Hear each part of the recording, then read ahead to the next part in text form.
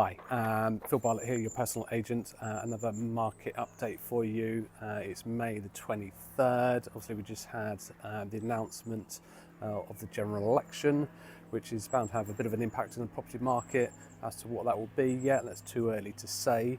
But let's run down a few positives and negatives, what's happening in the current market right now. There's one thing you'll get from me when I do these market updates. It won't just be all, yes, the market's booming, property prices are going up, everything's fantastic. I will try to give you a fair reflection of what actually is happening in the market so you can make a fully informed decision. Okay, let's get to it. Let's start off with the negatives and go on to the positives. So some negatives are, so the average time to move from listing to completing, so that's you getting your keys and moving into your new home, is over 7 months. So that's data coming out from Rightmove. The gap between average listing price and the average achieved price is widening. It's now running around 24.6%. The long-term average is between 16 and 17%. This is data coming from 20EA. That's not to be confused with you put a property in the market for £1 million and you're going to get 24.6% under that. It's just the average of the listing price versus the average of the achieved price. It's also taking 3 times longer to sell your property if you have taken a price reduction on your house. Again, that's data coming from Rightmove. House prices in the southeast of the UK year on year are down 0.1%, but nationally they're up 0.6%. And the key here is that they use the terminology asking prices. So this is not actual achieved prices. This is Rightmove data once again. Now for some good news.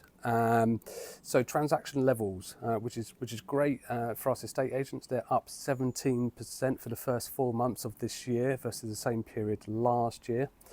There's also been a 16% increase of number of properties coming to the market nationwide, and this data is being provided by 20EA. So there's a lot more choice for you buyers out there. It's not an oversupply of properties because we're still way below the peaks.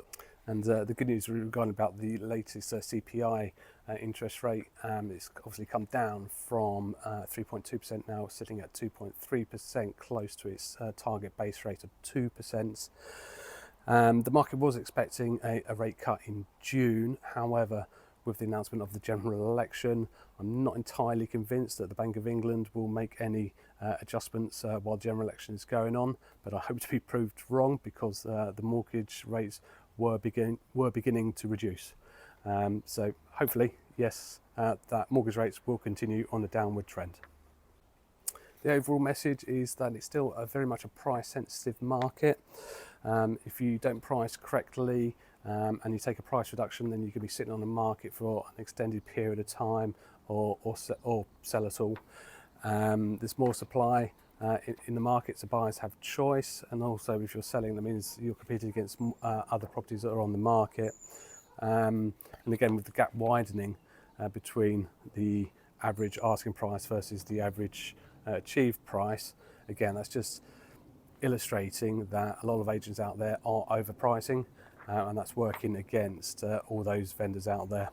And conveyancing times as well, with an average of 7 months to listing to getting your keys to moving into a new property. That's a long time, so just make sure that you plan well in advance.